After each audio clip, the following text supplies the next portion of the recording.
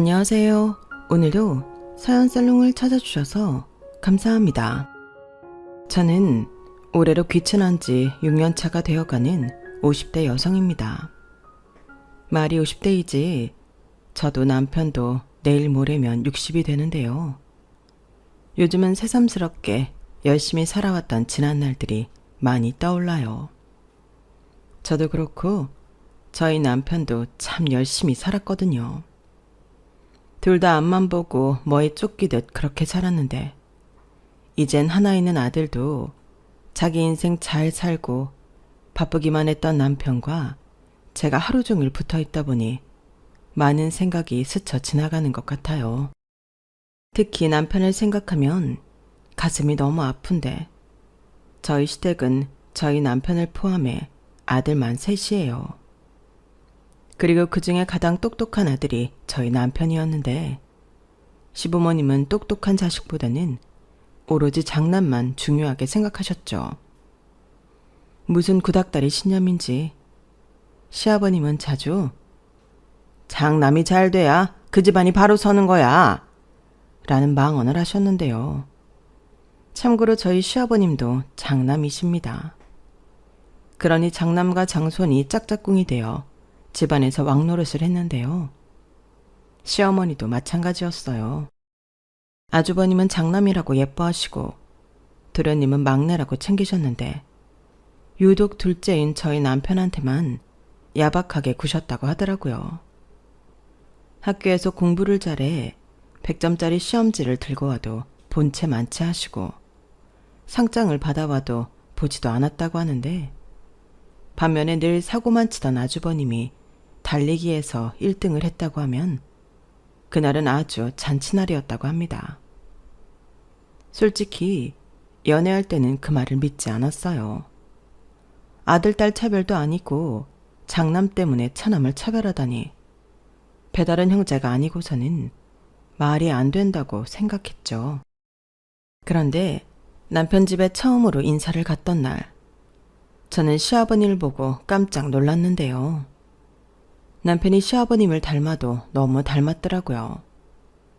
동생이라고 해도 믿을 만큼이었어요.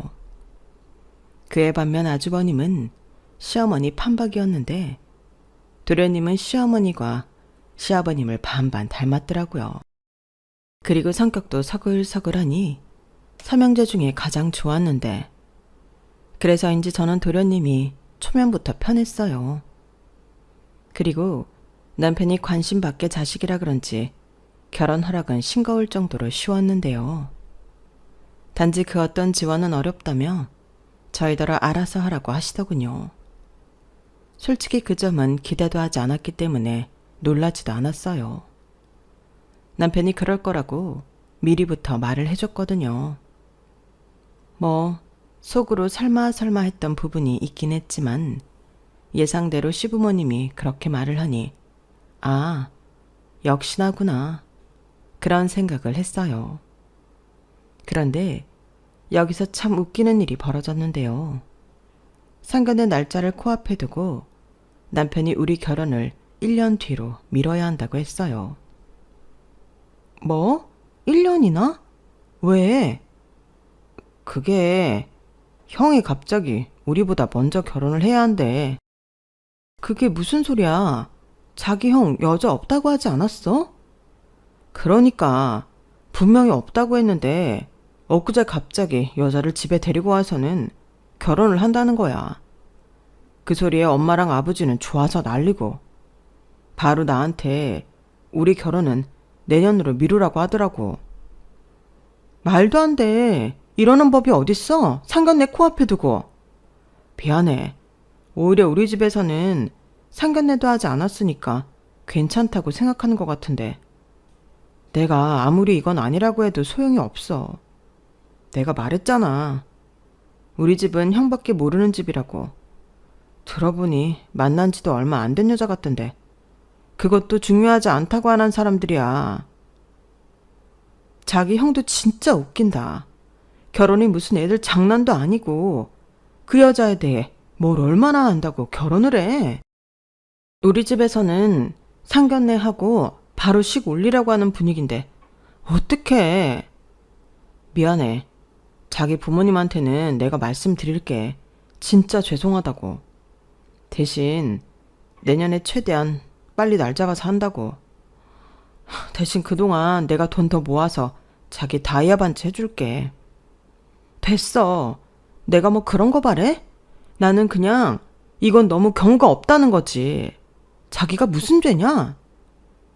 저는 가운데서 쩔쩔매는 남편을 보고 화가 나면서도 짠했어요.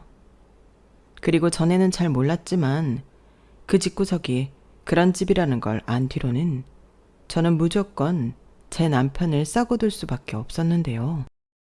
저런 부모 밑에서 얼마나 서럽게 자랐을까. 제 마음이 많이 아팠어요. 그래서 저희 부모님에게도 이런 사실을 숨김없이 모두 말했고, 저희 부모님도 무슨 그런 부모가 다 있냐며 불쾌감을 감추지 못하셨는데요. 그러면서도 저희 남편이 안타까울 정도로 너무 착하다며 마음을 많이 써주셨어요. 비록 아주버님 때문에 결혼은 몇 달 밀렸지만 저희 친정 부모님과 남편은 사이가 더 좋아졌죠. 그리고 시부모님이 아주버님 결혼할 때는 전세지만 아파트도 얻어주시고 결혼 자금도 아낌없이 지원하는 걸 보고 진짜 어이가 없었는데요. 그건 저희 부모님도 마찬가지셨어요. 아니, 아무리 장남이 좋아도 그렇지 어떻게 같은 아들을 그렇게 차별을 해. 너희한테는 결혼할 때 한 푼도 못 준다고 했다며. 그래서 나는 형편이 많이 안 좋으신가 했더니 그것도 아니었네. 당신 그만해. 가뜩이 나이들 그걸로 기분도 별론데. 내가 어이가 없어서 그렇지.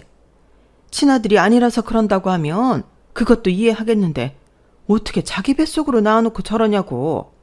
셋째 아들도 있다며. 셋째한테도 그래? 저는 차마 도련님한테는 안 그런다는 말을 하지 못했어요. 그 말까지 하면 제 남편이 더 비참할 것 같았거든요.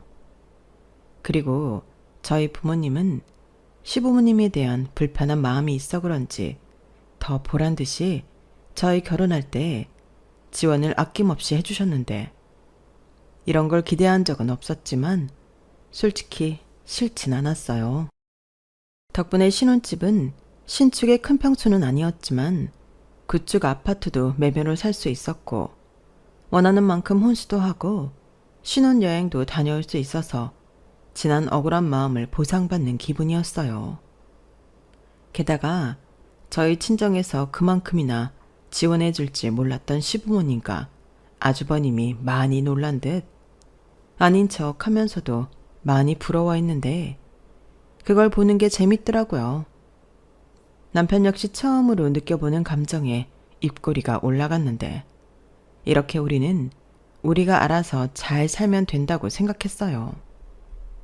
참고로 남편과 아주버님은 2살 차이가 납니다.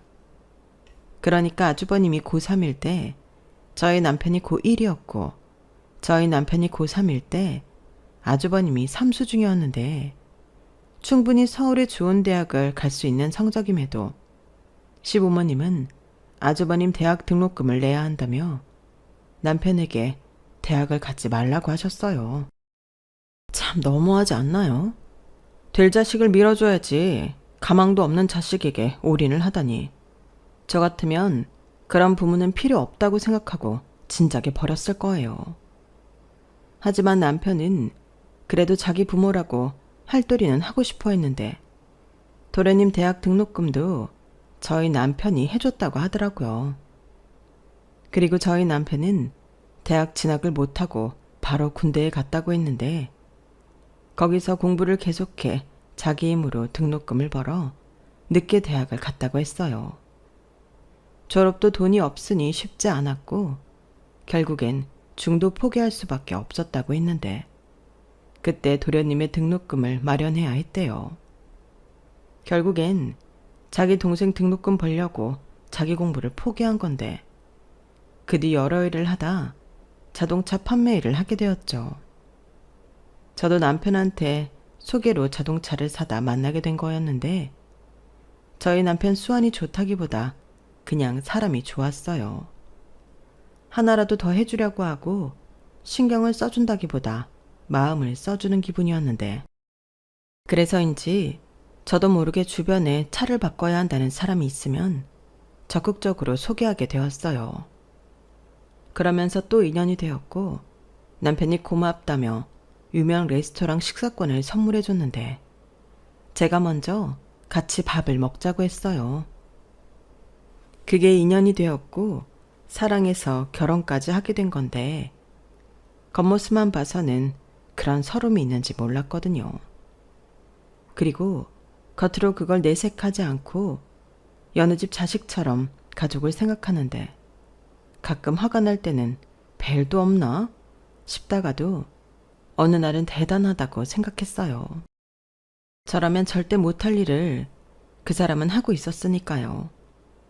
하지만 그것과 별개로 저런 아들이 어딨다고 부족해도 너무 부족한 장난만 챙기시는지, 부모님에 대해서는 좋은 감정이 생길래야 생길 수 없었는데 아주버님은 더한 인간이었어요.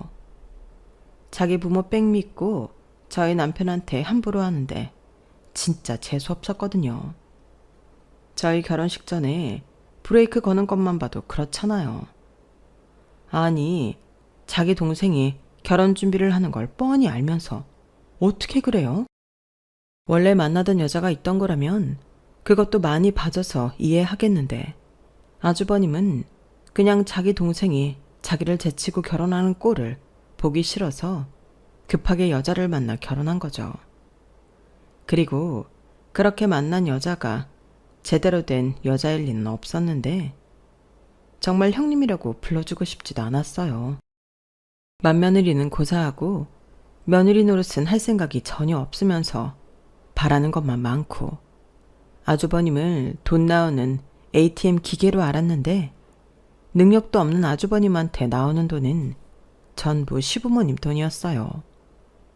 그러면서 또 뻔뻔하게 시어머니는 부족한 생활비를 저희 남편한테 달라고 했는데요. 저랑 결혼한 이상 그 꼴은 절대 못 보죠. 남편한테도 그랬어요. 저한테 말하지 않고 시댁에 돈 주는 일은 없도록 하라고요. 그리고 모든 돈 관리는 제가 맡아서 했는데 시어머니가 저한테 여지없이 돈 얘기를 했어요. 이번 달에 네 아주버님네가 돈이 필요하다고 해서 좀 줬더니 생활비가 똑 떨어졌다. 네가 한 100만 원만 보태라. 100만 원이요? 왜요? 저희도 빠듯해요. 뭐? 못 들으셨어요? 빠듯하다. 100만 원이 적은 돈이 아니잖아요. 아주버님이 쓰신 돈이니 아주버님이나 형님한테 달라고 하셔야죠. 어머, 얘 웃기네? 방금 말했잖아. 우리 큰아들네가 돈이 필요해서 줬다고. 근데 걔들이 나한테 어떻게 돈을 주니? 왜? 나한테 돈 주기 싫으냐? 네, 어머니 같으면 좋으시겠어요? 저희는 뭐 하나 받은 것도 없잖아요. 그리고 그이가 결혼 전에 어머니한테 생활비도 드리고 카드도 드렸다는데 이젠 아니죠. 얘가 정말 무서운 애네? 너희는 버젓한 집도 있지만 우리 장남은 전세 살아. 그럼 형편 좋은 아들이 부모를 돕는 건 당연하지. 아니요. 받은 놈이 부모를 돕는 게 맞는 거예요. 그리고 저희 집이 물론 자가이긴 하지만 저희도 대출받은 돈이 있고요. 아이 낳고 살려면 여기보다는 넓은 집으로 가야 하기 때문에 돈이 없어요. 죄송합니다. 이렇듯 제가 초장부터 철벽을 치자 저는 천하에 못돼 처먹은 싸가지 없는 며느리가 되었어요. 그리고 그게 화가 많이 나셨는지 저더러 자기 집에 오지 말라고 했는데요. 덕분에 명절도 시댁에 가지 않고 편해서 좋았네요. 물론 중간에서 남편은 곤란해했지만 제가 결혼 전에 받은 약속이 있었어요. 무슨 일이 있어도 제 편을 들어준다고요. 그래서인지 남편은 마음이 불편함에도 저한테 그 어떤 얘기도 하지 않고 저랑 같이 시댁에도 가지 않았는데요. 이것도 처음에만 힘들지 남편도 모처럼 푹 쉬고 좋아했어요. 반면에 시부모님은 괘씸하고 불편하셨겠죠. 저희 형님이 명절이다 제사다 해도 음식을 전혀 하지 않거든요. 제가 결혼하고 처음 맞이하는 시할아버지 제사가 있었는데 그때 형님이 했던 말이 대박이었어요. 저는 교회 다녀서요. 귀신은 믿지 않아요. 그러니까 그냥 여기 있기만 할게요. 음식하라는 말씀은 하지 마시고 절하라는 말씀도 하지 마세요. 저는 이게 최선이거든요. 저 말을 듣는데 시어머님 얼굴이 울그락불그락 하더라고요.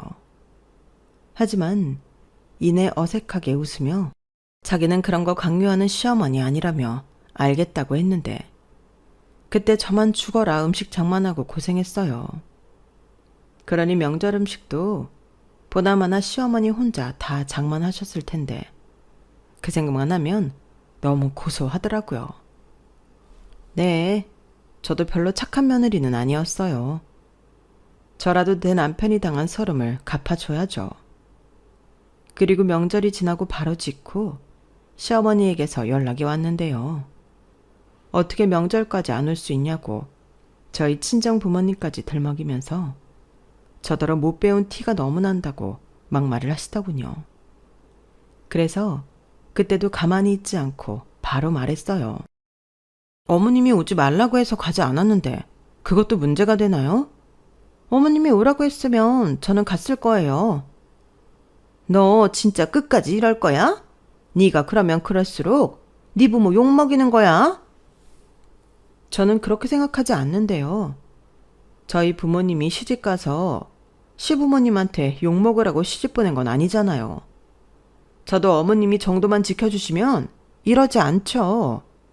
애당초 따지고 보면 제가 먼저 잘못한 것도 없잖아요. 이게 잘못이지. 너는 어떻게 어른이 얘기를 하는데 한마디도 지질 않니? 내가 너 때문에 명절 내내 얼마나 고생했는지 알아? 저야 모르죠. 왜요? 형님이 명절 음식도 못한다고 하셨어요? 하기사, 교회 다니니까 차례도 안 지낸다고 하셨겠네요. 너 지금 누구 놀리냐? 그리고 여기서 네 형님 얘기가 왜 나와? 왜 나오긴요. 저도 억울하니까 그렇죠. 그럼 저도 당장 오늘부터 동네 아무 교회나 다닐까요? 야! 시어머니는 자기가 혼자 명절 음식을 한 게 약이 올라 저한테 화풀이를 하려다 되려 뒷목만 잡고 전화를 끊으셨어요. 그리고 이젠 생각이 바뀌었다며 저더러 일주일에 3번 이상 시댁에 와서 시댁 집안일을 하라고 하셨는데 그것도 못한다고 했네요. 저도 일 다니는 사람인데 그게 가능하냐고요. 그런 일이면 집에서 놀고 먹는 형님을 불러다 하시는 게 맞는 건데 큰 며느리는 국 끓여 드실 거냐고 제가 또 따박따박 따지니 나중엔 시어머니가 열받아서 저한테 아무 소리 하지 않게 되었어요. 그리고 그 뒤로는 딱히 직접적인 시어머니와 트러블은 없었는데요. 그냥 늘 항상 사이가 나쁠 뿐이었어요. 저는 최소한의 며느리 둘이만 하는 정도로 제 할 일을 끝냈고 가끔 아주버님이나 형님이 저희 부부에게 갑질 아닌 갑질을 하려고 할 때면 제가 또 여지없이 난리를 치니까 형님도 저한테 뭐라고 하지 못했죠. 그러다 막내인 도련님까지 장가를 가게 되었어요. 저는 내심 속으로 장남 노래를 부르는 집구석이니 도련님한테도 한 푼 보태지 않으실 줄 알았는데 막내는 막내라고 돈 2천만 원을 해주시더라고요. 물론 지불할 정도로 큰 돈은 아니었지만 그게 묘하게 약이 올랐어요. 하지만 남편은 그러지 말라고 하면서 자기 동생 결혼이니 신경을 써주고 싶어 했는데 저희 부부가 TV와 냉장고, 세탁기까지 비싼 가전제품은 다 해줬네요. 남편이 그러고 싶다고 했거든요. 그리고 다행히 동서는 참 귀엽고 예의 바른 사람이었는데 이렇게 보니 그 집 아들들이 자기랑 똑같은 와이프를 얻었더군요. 도련님도 그렇게 저희 남편을 따르고 잘했는데 동서도 그랬거든요. 그리고 동서는 막내 며느리라 그런지 시아버님이 귀여워하셨는데요. 덕분에 시댁을 가지 않아도 시댁 돌아가는 사정은 동서한테서 들을 수 있었어요. 그리고 참지 않는 제 성격상 동서가 중간에서 중간 역할을 잘해줬는데 그래서 늘 동서가 고마웠죠. 그래서 제가 따로 챙기기도 하고 가끔 여자들끼리 시간을 보내기도 했는데 그럴 때는 형님을 빼고 만났죠. 그러다 형님이 그 사실을 알고 많이 서운해했는데 동서는 미안하다고 했지만 저는 원래 마음에 없는 소리는 잘 하지 못하는 성격이라 어쩌라고 하면서 모르쇠 했어요. 이쯤 되면 제가 시댁에서 어떤 위치에 있었는지 대충 감이 오시죠? 저는 시댁만 가면 시어머니와 형님이 어떡하든 골탕을 먹이려고 했는데 같이 식사를 하면 제 밥만 언제 한 밥인지 알 수 없을 정도로 누런 밥이라던가 제 수저만 닦지 않아 음식물이 묻어있던가 하는 등 눈에 보이는 차별을 했어요. 그럼 저는 보란듯이 그 밥을 먹지 않았고 먹은 것도 없으니 설거지할 것도 없겠다 싶어 거실에서 꼼짝도 하지 않고 TV 리모컨을 붙들고 있었는데 나중엔 그냥 저는 오지 말고 남편만 오라고 하시더군요. 저는 꼴 보기 싫다고요. 그랬더니 남편이 자기가 왜 와이프도 없이 집에 오냐고 그러면 자기도 안 온다고 했는데 순종적이고 착하기만 했던 둘째 아들이 처음으로 자기 말에 반기를 드니 시어머니가 뒤로 넘어가셨어요. 장가를 잘못 갔다면서 앓는 소리를 하셨는데 말은 바로 해야죠. 장가를 잘 가서 그나마 늦게라도 억울한 일을 당하지 않는 거잖아요. 무튼 그 후로 저는 좋은 소리는 듣지 못하는 며느리를 망정 호구 며느리는 아니었어요. 그런 와중에 남편의 연봉은 계속 올랐고 저희는 바라던 38평 신축 아파트에 이사를 갔는데 그때 저희 아들이 초등학교에 입학할 무렵이었어요. 거꾸로 형님은 제 아들이 초등학생이 될 때까지 아이 소식이 없었는데 시어머니가 애가 많이 탔죠. 동서도 결혼하자마자 임신을 해서 딸을 낳았는데 아이가 없는 자식은 그렇게 아끼는 장남밖에 없으니 속이 많이 타셨을 거예요. 그래서 둘째 마음에도 없는 저희 아들이 장손이 되었는데 시어머니는 그것도 불만이더라고요. 그런데 형님과 아주버님은 제가 기억하기로는 사이가 좋았던 적이 손에 꼽거든요. 사이도 나쁜 부부가 어떻게 임신을 하죠? 그러니 아주버님 내외에게서 손자든 손녀를 기대하기 많이 어려워 보였는데 시어머니만 애가 달아 용하다는 한의원에서 비싼 약도 해다 바치고 부적도 써오는 등 헛돈만 쓰셨어요. 그러다 저희가 이사를 가고 그게 배가 아팠는지 형님이 사내 만회하면서 집안을 발칵 뒤집어 놨는데 아주버님은 한결같이 꾸준히 하는 일이 없었어요. 앞서 대학을 삼수해서 겨우 갔다고 했잖아요.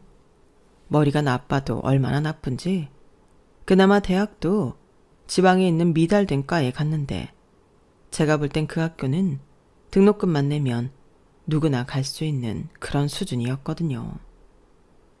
그러니 아무리 대졸이라고 해도 취업하기는 힘이 들었고 그렇다고 이렇다 할 자격증이나 스펙이 없으니 할 수 있는 일이 한정적이었는데 눈만 높아서 조금만 힘들다거나 허드렛 일 같으면 그만두기 다반사였어요.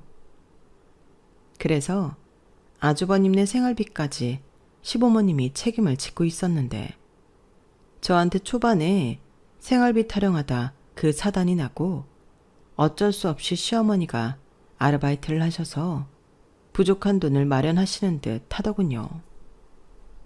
제가 동서한테도 첫 단추가 중요하니 절대 생활비 들이지 말라고 했거든요.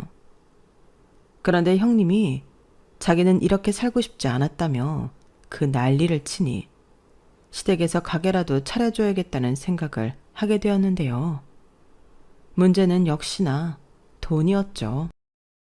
그렇다고 제가 순순하게 돈을 빌려줄 것 같지 않으니 아예 말도 하지 않고 당신이 사는 집을 담보로 잡아 아주버님께 카페를 차려줬는데요. 이 인간이 하라는 장사는 하지 않고 젊은 여자 아르바이트생과 노닥거리다 2년 만에 카페를 말아먹었어요. 그래서 시부모님은 빚만 떠안게 되었는데요. 아주버님도 형님도 죄책감 같은 건 없어 보이더라고요. 그리고 뚫린 입이라고 아주버님은 무슨 변명이 그리 많은지 궁금하지도 않은 카페 폐업 얘기를 주구장창 했는데 참 한심해 보였어요. 같은 부모 밑에서 나고 자랐는데 어쩜 동생들과 그렇게 다른 건지. 이건 그냥 시부모님이 장남이라고 오냐오냐 떠받들어 키운 것이 문제라고 밖에는 볼 수가 없더라고요. 그런데 여기서 충격적인 사실이 뭔지 아세요? 저희 시아버님도 장남인데 그렇게 자랐답니다. 다른 형제 삐 빨아먹으면서 그렇게 산 거예요. 그래서 시아버님 스스로도 다른 형제들이 장남을 떠받들고 뒷바라지를 해줘야 한다는 생각을 갖고 계셨는데 그래서 자꾸만 그나마 돈 잘 버는 저희 남편한테 희생을 강요한 거였어요. 어쩐지 다른 친척들이 저희 아버님한테 감정이 안 좋아 보였는데 다 이유가 있던 거였죠. 그럼 그런 걸 보고 내 자식들한테는 그러지 말아야겠다고 생각할 만한데 시아버님은 그런 사람이 아니라는 게 문제라면 문제였죠. 그렇게 저희 부부를 포함한 삼형제 내외는 아주버님 내외를 빼고는 부모 덕도 보지 않고 자기 앞가림 잘하며 살았어요. 나중에 아주버님이 정 안 되겠다 싶었는지 마지막이라고 하면서 개인 택시를 하나 사달라고 시부모님에게 조른 것 같은데 시아버님이 시할머니한테 말해서 그 돈을 조달했다고 하더군요. 대신 지방에 살고 계시던 시할머니를 시아버님이 모시고 왔는데 시할아버지가 돌아가시고 혼자 계셔서 힘드셨던 시할머니가 그걸 조건으로 돈을 해주신 것 같았어요. 물론 시어머니는 대놓고 싫어하셨지만 자기 장남한테 택시를 사줘야 하니 울며 겨자 먹기로 다 늙어서 시집살이를 하게 된 거죠. 그 소식을 동서한테 들었을 때는 얼마나 속이 후련했는지 몰라요. 그렇게 시어머니 노릇을 하려고 하시더니 당신이 시집살이를 하게 될 줄은 모르셨겠죠. 그리고 다행히 시할머니는 장손이라고 아주버님만 예뻐라 하는 그런 분은 아니셨는데요. 거꾸로 아주버님만 보면 혀를 끌끌 차며 니는 언제 사람 구시라고 살간? 창피한 줄 알아야지. 다른 동상들은 잘만 벌어먹고 사는데 니는 제일 그냥 쪽팔리지도 않냐? 그 나이 처먹도록 여태 뭐할깐? 이렇게 잔소리를 하시곤 했는데 시어머니가 뭐라고 하고 싶어도 자기 아들 택시 사준 사람이 시할머니니 뭐라고 하지도 못하는 눈치였어요. 대신 어떻게 하면 시할머니를 다시 떨궈낼까 그 궁리만 했는데요. 시할머니 연세가 많으셔서 거동이 쉽지 않으니 시아버님이 시할머니를 어디로 보낼 마음이 없으신 눈치였죠. 대신 당신이 좀 보살펴드리면 그나마 괜찮을 텐데 시아버님은 그저 당신 대신 시어머니가 그 뒤치다꺼리를 하면 된다고 생각하셨는데 지금 생각하면 그 집안의 썩은 뿌리는 시아버님이 아닐까 싶네요. 대우는 다 받고 귀찮은 건 장남이다 남자다 하며 다른 사람한테 밀었는데 그걸 너무 당연하게 생각했거든요. 그리고 시어머니도 그거에 대한 불만은 가득해도 그게 맞다고 생각하는 눈치였는데 그래서 적당한 명분이 꼭 필요하셨어요. 자기가 나쁜 사람이 되면 안 되니까요. 그렇게 그나마 아주버님은 택시 운전을 오래 하셨는데 누가 뭐라고 하는 사람도 없고 자기가 일하고 싶을 때 일하니 그게 벌이는 변변치 않더라도 적성에 맞는 것 같았어요. 하지만 그걸로 성에 찰 형님이 아니었는데 동서의 소식통에 의하면 바람도 심심찮게 피우다 아주버님에게 들켜서 대판 싸우기도 여러 번이었던 것 같은데 헤어지지 않고 사는 게 용해 보이더군요. 아무튼 그렇게 각자 생긴 대로 살다 보니 저와 남편도 어느덧 부록을 한참 넘겼어요. 그리고 잠깐 여기서 제 남편 자랑을 하자면 저희 남편이 근무하는 매장에서 항상 판매 1등을 하는 사람이었는데요. 나이가 나이인지라 어느 날부터는 아무리 영양제와 몸에 좋은 걸 챙겨줘도 체력이 예전 같지 않더라고요. 그리고 자주 한가로운 시골에 가서 쉬고 싶다는 말을 자주 했는데요. 옆에서 하도 그런 말을 들으니 저도 언젠가는 남편이랑 그런 생활을 하고 싶다는 생각을 하게 되었어요. 게다가 아들이 대학에 들어가고 군 입대를 하니 그런 생각이 더 절실해졌는데 제가 원래 부동산 쪽에 관심이 많았거든요. 남편과 제 일이라는 게 어느 날 갑자기 해고라도 당하면 당장 수입원이 없어지는 거니 그게 좀 불안하더라고요. 그래서 그때부터 조금씩 투자 사업과 경매에 관한 공부를 했는데 그렇게 10년 가까이 한 우물만 파니 빌라 2채와 작지만 3층짜리 삼각 건물을 소유하고 있었거든요. 물론 거기서 나오는 월세의 절반은 그 건물들 매입하느라 받은 대출금 상환에 들어갔지만 그래도 절반은 온전히 제 수입으로 남으니 저도 믿는 구석이 있었죠. 그래서 남편한테 한 가지 제안을 했어요. 우리 지금 사는 집 정리하고 퇴직금 합치면 시골에 집 한 채 지을 수 있지 않을까? 어차피 환희도 지금 군대 가서 없고 지금이 기회이지 않을까 싶어서. 당신은 어때? 나야 너무 좋지. 근데 그게 가능하겠어? 우리 둘 다 직장 그만두면 당장 어떡해? 건물에서 나오는 월세도 있고 집 지어지는 동안은 친정 가서 있으면 되니까 마음만 있으면 어떡하든 되겠지. 자기도 너무 힘들어하고 나도 회사 다니는 거 이젠 좀 지겨워. 나라고 뭐 평생 일만 해? 어디서 봤는데 귀촌도 한 살이라도 젊을 때 해야 한대.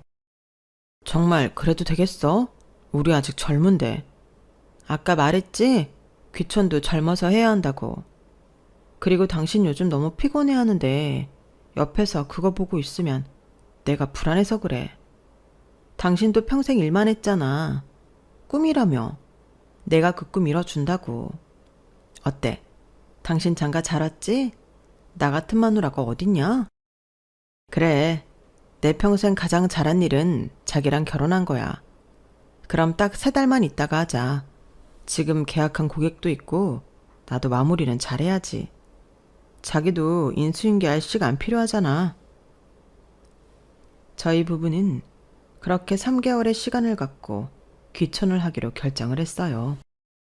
그리고 그때부터는 시간이 날 때마다 집을 알아보거나 집터를 알아봤는데 친정 부모님도 잘했다고 하더라고요.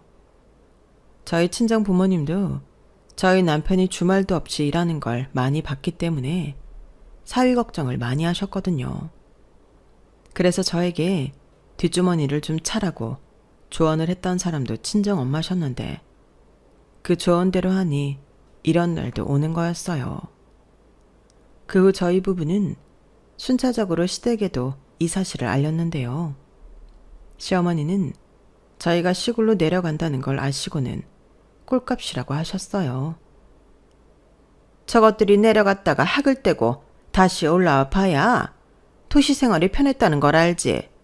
그래, 가봐라. 니들이 얼마나 버틸지 내가 봐야지. 너 솔직히 말해봐. 우리 집이랑 멀리 살고 싶다는 핑계로 이젠 시댁도 안 오르고 수작 부리는 거지? 설마요. 근데 어머님이 그렇게 생각하신다면 어쩔 수 없죠.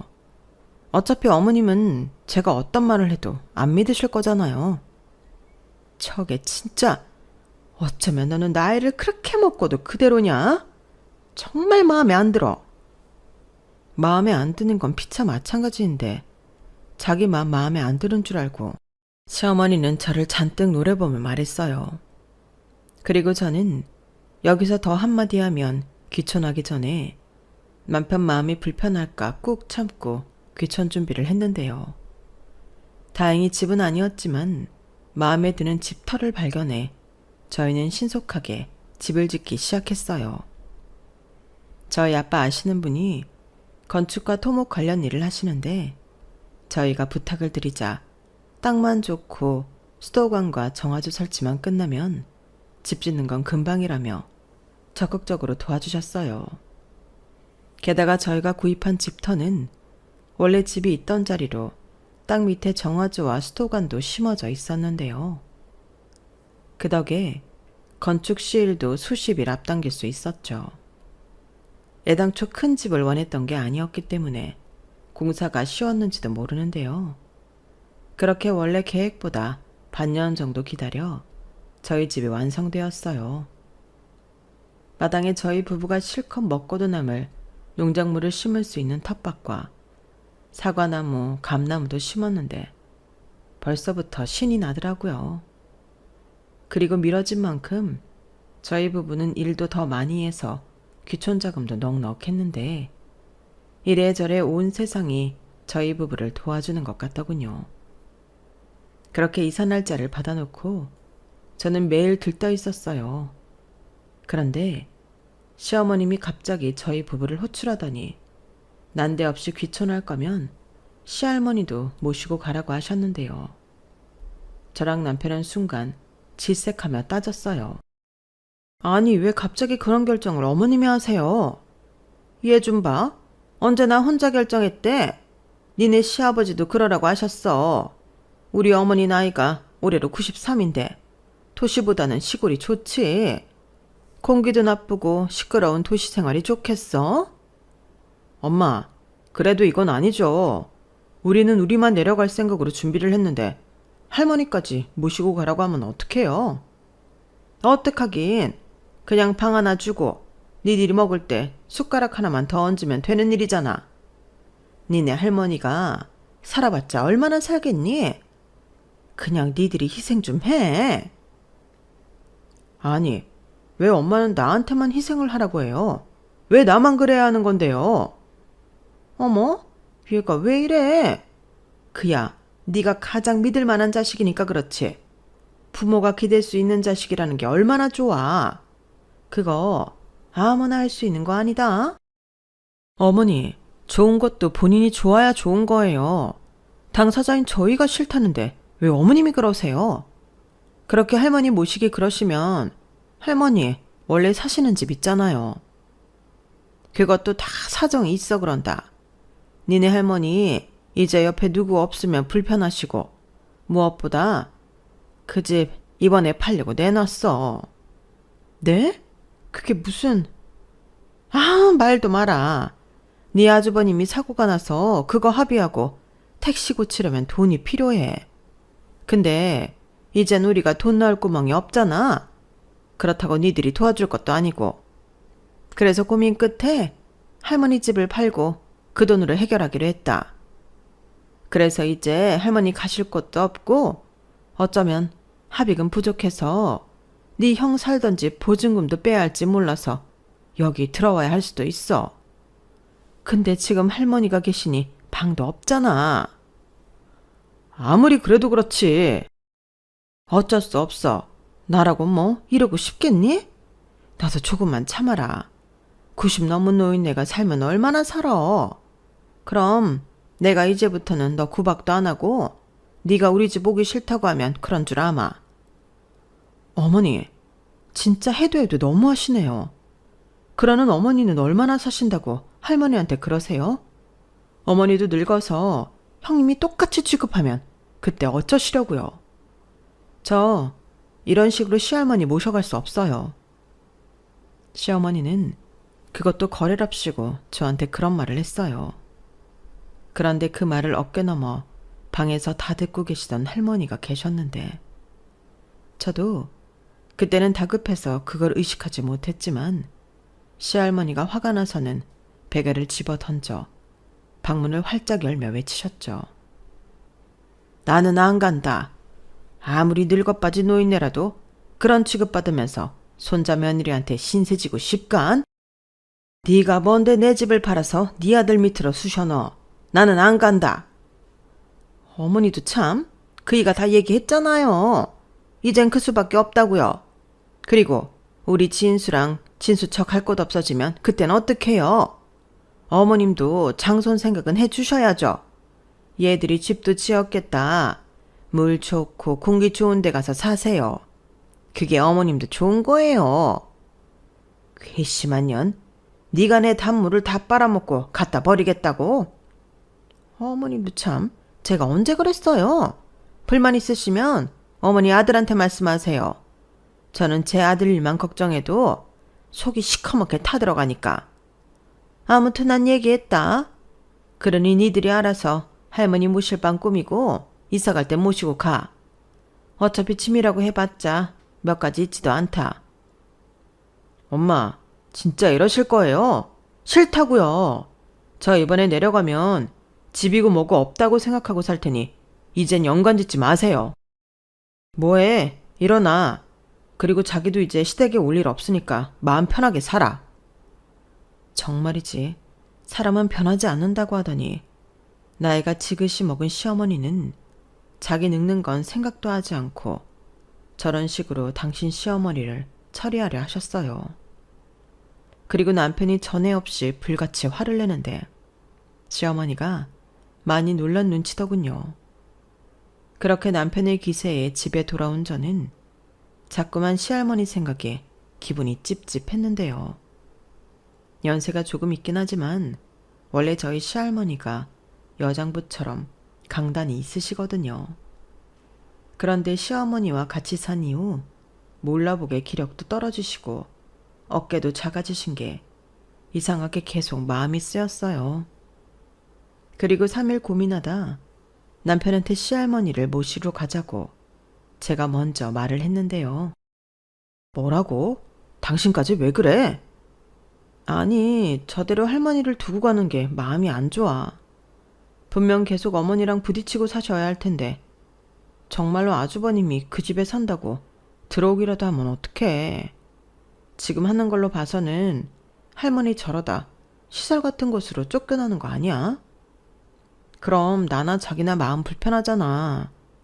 할머니 연세도 많으신데 우리 환희방 하나 있잖아.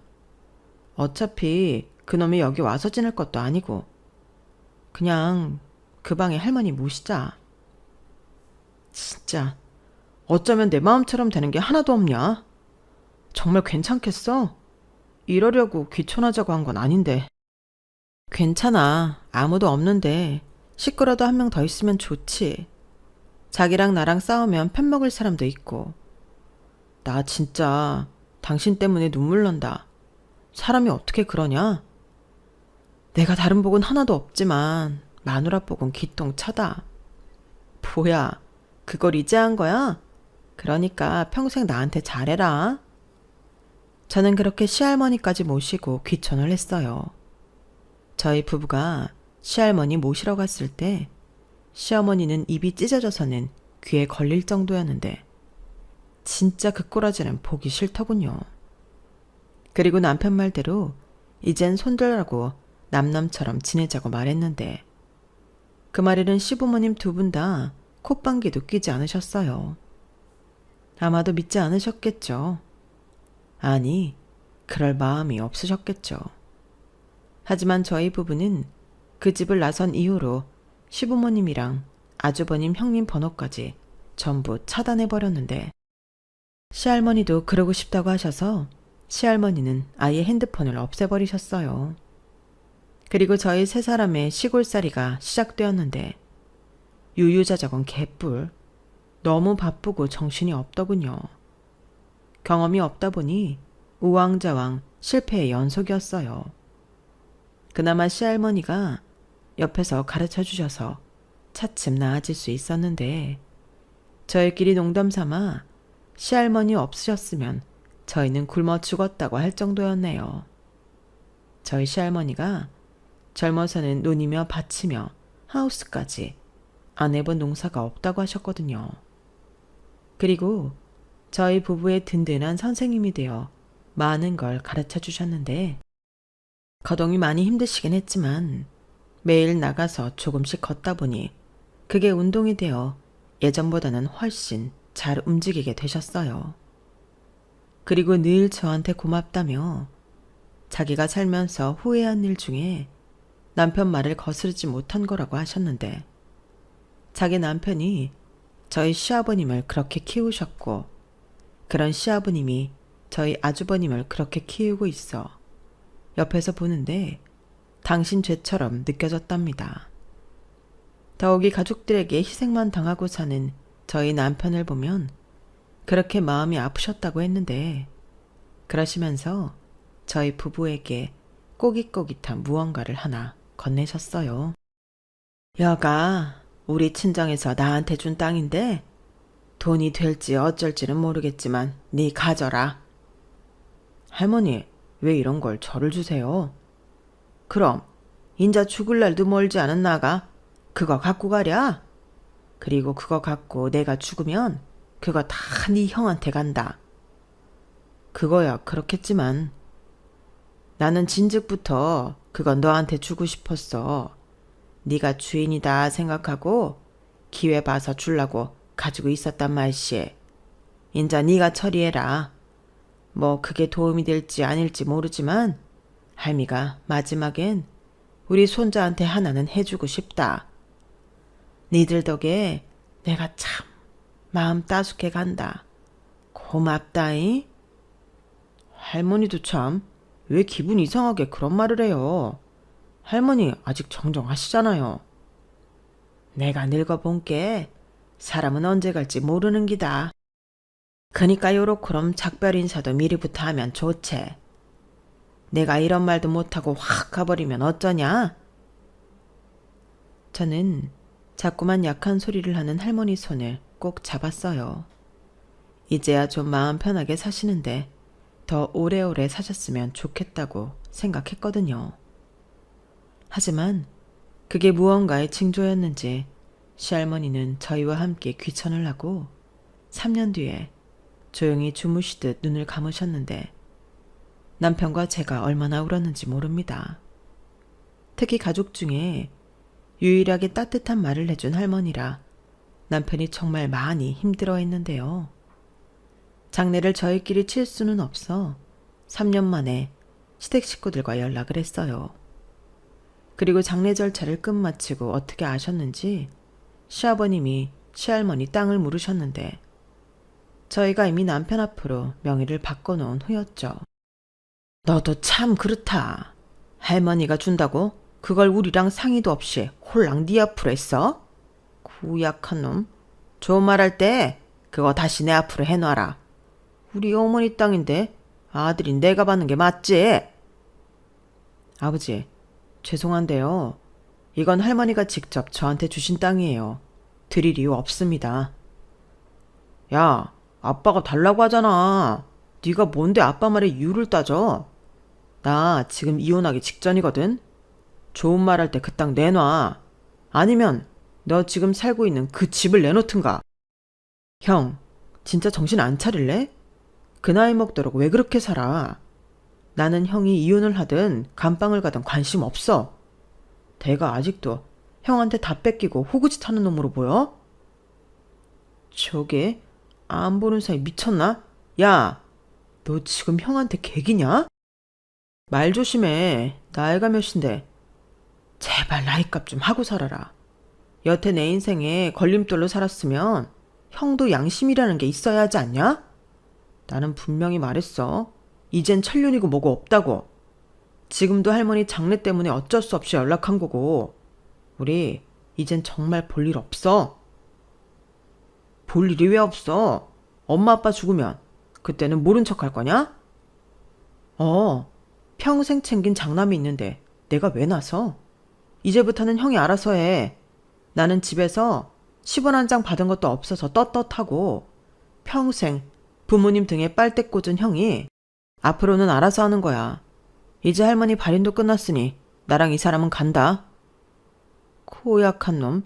네가 그러고도 두 발 뻗고 잘 수 있을 것 같아? 우리 어머니 땅 내놓고 가. 나도 너 같은 자식은 필요 없다. 저도요. 아버지랑 엄마 같은 부모는 진작보다 필요 없었어요. 할머니 땅은 가져가고 싶으시면 법으로 하세요.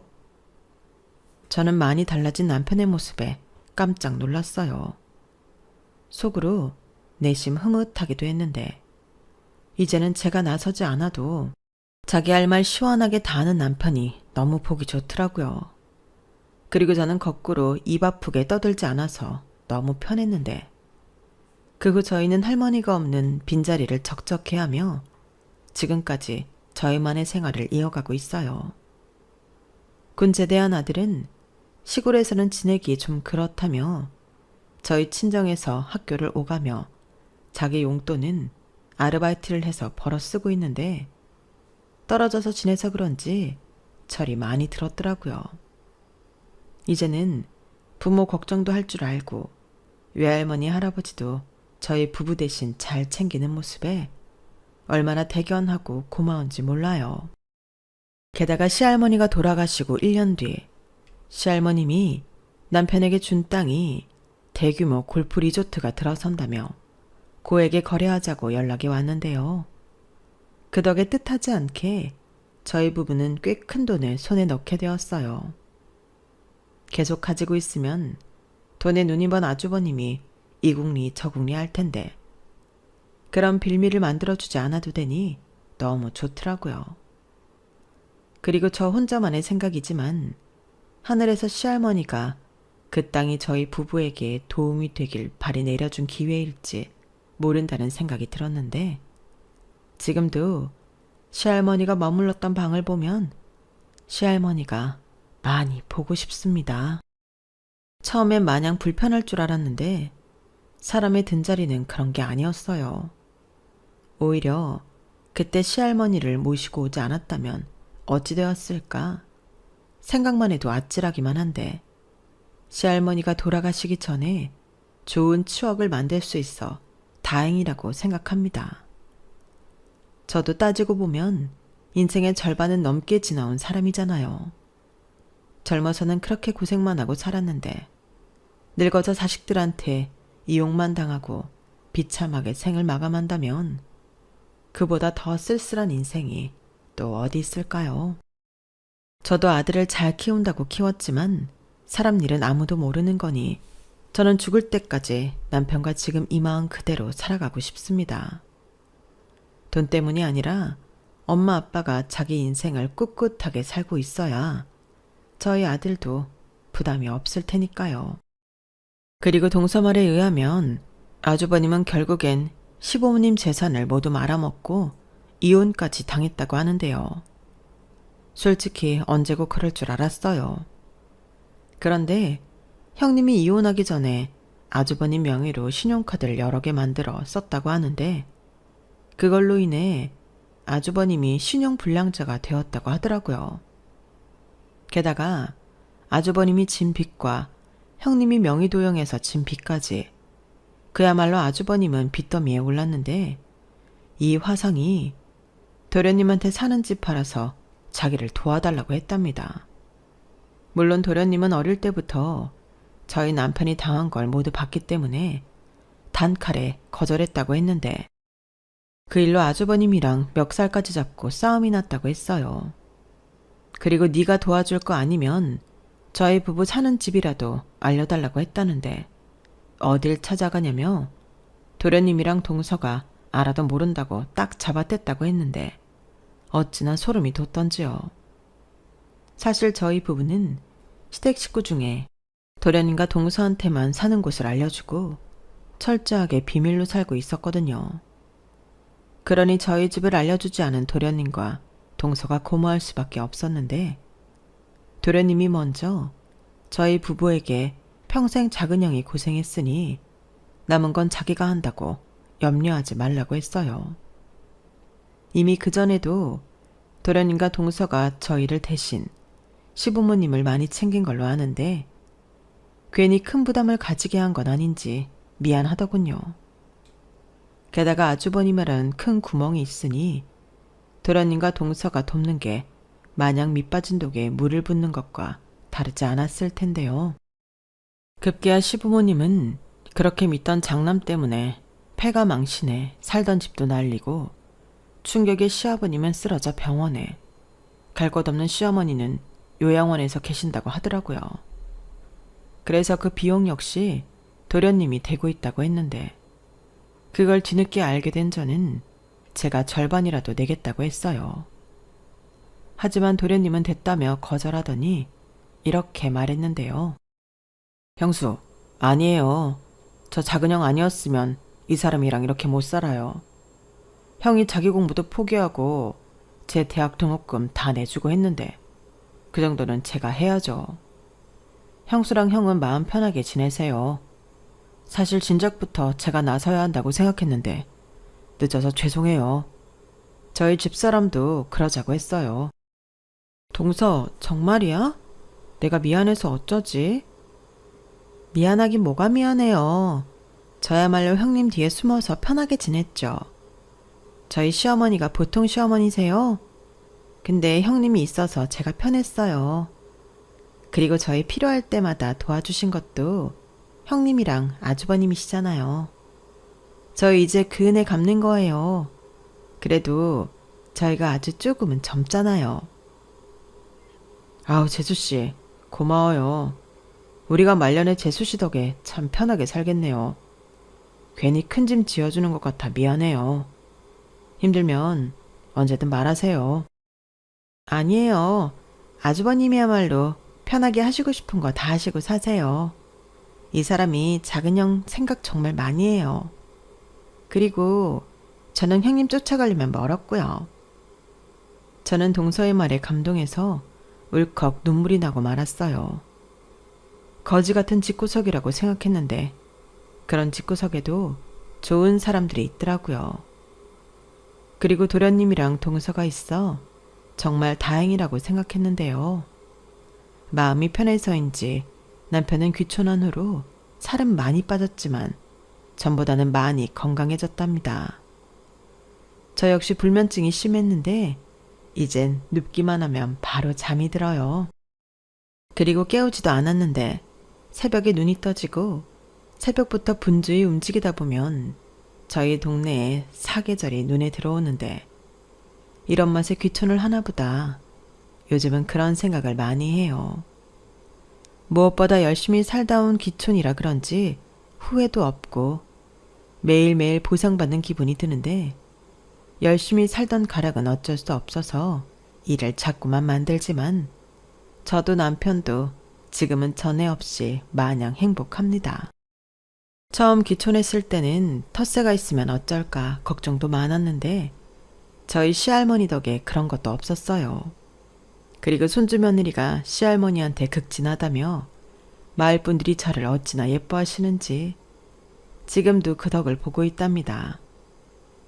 지금 이렇게 글을 쓰면서 느낀 건데 이건 역시 시할머니가 저희 부부한테 주신 선물 같아요.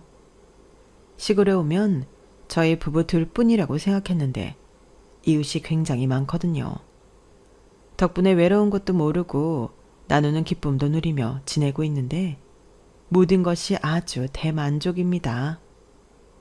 실제로 귀촌했다가 포기하고 다시 올라가는 사람들이 많다고 하는데 저랑 남편은 그럴 생각이 없거든요. 그리고 이제부터는 조금은 게으르게 편안히 남은 시간을 보내고 싶은 마음인데요. 저는 앞으로도 내 남편이 최고라는 마음으로 끝까지 남편과 함께 많은 추억을 만들고 싶네요. 인생이 뭐 별건가요? 사랑하는 사람이랑 삼시세끼 맛있게 먹고 별것도 아닌 일에 웃고 살면 행복한 거죠. 저는 60대, 70대, 80대에도 꼭 그렇게 살고 싶습니다. 제 사연은 여기까지예요. 살아온 시간이 길다 보니 내용도 길어졌는데 긴 글 들어주셔서 대단히 감사합니다. 그리고 끝으로 저희 남편 가족 때문에 아팠던 분이 계신다면 꼭 행복하셨으면 좋겠어요. 착한 건 죄가 아니니까요. 그럼 항상 건강 잘 챙기시고 매일이 즐거운 날 되시길 바라며 안녕히 계세요. 감사합니다. 여러분, 사연 댓글에 응원과 현명한 조언 부탁드려요. 좋아요와 구독은 저에게 큰 힘이 됩니다. 오늘도 좋은 일 가득하세요.